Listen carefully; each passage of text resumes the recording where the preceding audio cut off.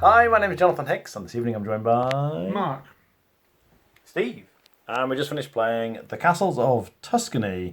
Now this is by Stefan Feld again, a sort of spiritual successor, you might say, to The Castles of Burgundy, which is, many consider his best game, probably his most famous game. And this is a Euro, but it sort of has some things that are similar. You can see there's the tiles and the board and things. You're trying to place matching coloured tiles on here.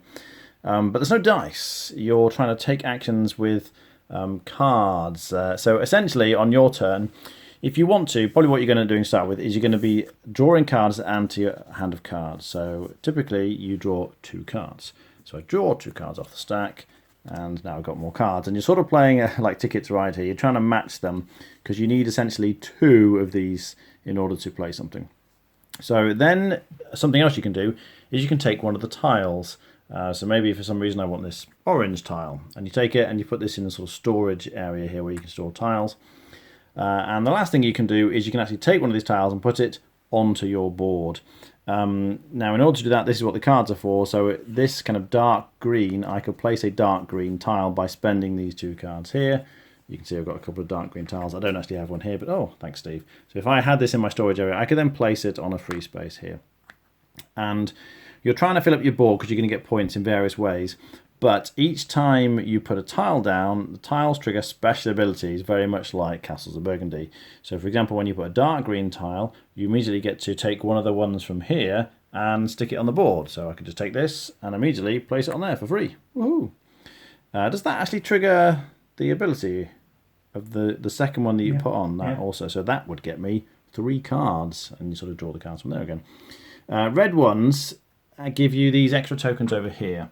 So for example, if I took this and added it to my board when I placed a red one, instead of drawing 2 cards every turn when I take cards, I could get 3 cards instead. So you're kind of powering up the various abilities that you get in the game. You can get these, this one will get you these kind of wild things, which they're like a tile, but it can be any colour you want. So if you don't get the right tile here, you can use these to be the one that you really want. There's these animals and vineyards and things, they score you points depending on the number of different types you've got to a certain extent. You kind of get 1 point typically when you put them down in here. These little bits of stone give you extra actions. So after you've taken an action and taken the tile that you want, you could then spend this to immediately take another action and maybe get another tile that you want.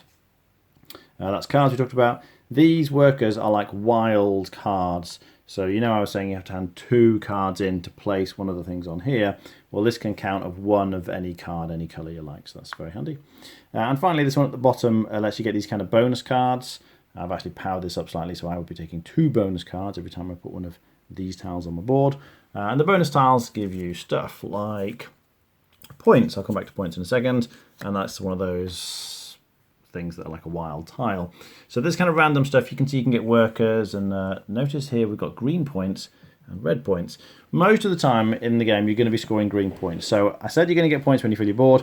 Every time you fill a section that's only of size 1, you get 1 point. But if you fill a section of size 2, you can see there's like 2 yellows here, that gets you 3 points. And if you fill a section of size 3, you get 6 points. But these are green points, and we track these around the edge of the board here in the green section of the scoring ring.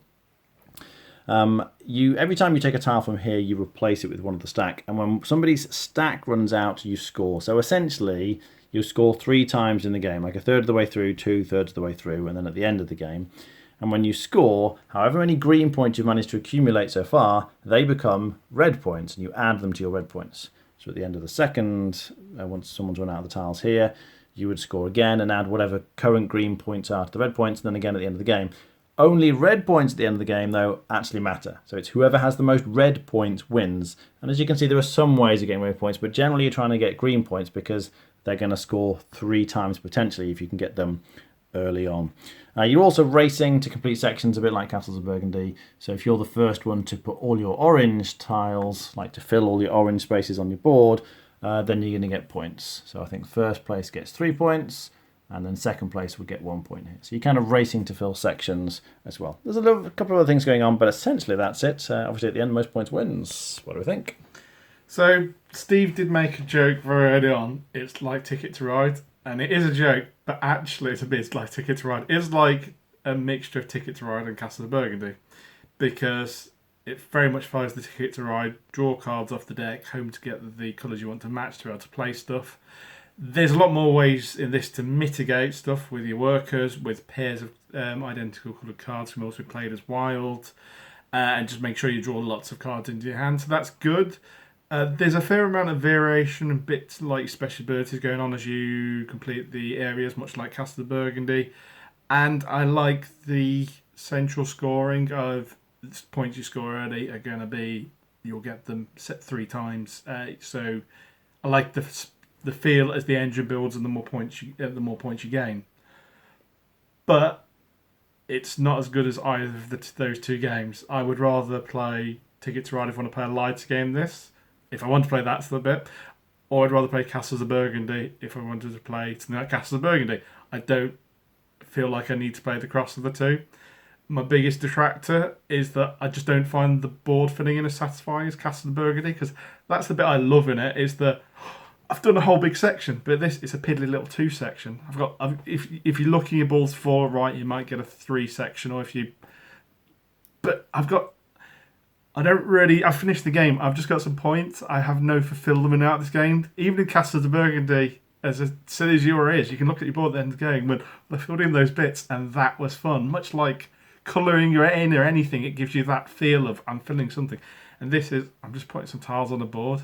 So I would struggle to recommend this, because I think if you want to play something like Ticket for that side, I think you go to the game of the 2 that does it better. This is lighter than Castles of Burgundy, but that's clearly worth the effort to learn. And if you don't want, I'm just struggling to find things that make me want to really play this. I just think it's poorer than its constituent parts. Okay, Steve. It's hard to follow what Mark says, but I think if you're looking for a shorter version of Castles of Burgundy, this is for you. Whether I'd own both if I wasn't a massive Stefan Feld fan, I don't know, or if I didn't own a board game cafe. Having said that, I think there is a bit of luck in the game, but there are loads of ways to mitigate it, like there are in every Feld game. You've got workers. If you don't get the cards you want, you can draw more cards. So even if you don't have the matching things, you've got so many cards that you're probably going to have 2 cards of a different type that you can substitute as a wild in. So Mark didn't really need to worry about not having the colours he was drawing 5 cards a turn. Jonathan had a lot of workers. I kind of struggled in, but I got a lot of stone from the quarry. So although I was struggling with my card matching, I got more actions over the course of the game. So I really like it. I don't think there's scope for those big combo turns like there are in a lot of Feld games. There are ways to kind of improve a bit of an engine, and you could, you get those red tiles to get the bonuses, but you might not get access to the red tiles early on. I did have one turn when I built like 4 things in a turn. I built a castle, which allowed me to build another castle, which allowed me to build my last grey thing, which got me a quarry stone, which allowed me to do something else. So that felt really good, but it was few and far between. Rating? I mean, I'd happily play it if it was put on the table, but Mark said that Castles of Burgundy would always be my choice, so I would rate it 7 out of 10. Okay. Mark? Just about 6. Just about. Okay. Yeah, I'd very much agree with what they said. Although Steve said there are ways to mitigate your luck, I was struggling to do that because I didn't want to go down the obvious strategy, if you like. If you look at Mark's board here, look how many extra card drawing tiles he's got. That's how he mitigated the luck. And there's a couple of ways you can do that, but I wanted to try a different strategy, but because of that, I really struggled. I was just unlucky, if you like. I never seemed to have the cards. I just had like Ticket to Ride. You have a massive hand of cards because you don't have the right combinations at that time. Obviously, I could have played it different. I could have played it much better. But I felt then like forced, if you like, to take the obvious strategy, and I don't really want to do that. I would much rather play Castles of Burgundy. It is lighter, but I don't feel like it's that much lighter. I'm quite happy with the added bit of extra complexity in Castles of Burgundy. And as Mark says, the board filling is much more satisfying, which is the main thing that probably attracts me to this kind of game. I would be on 6 out of 10. All right, thanks for watching. That was the Castles of Tuscany.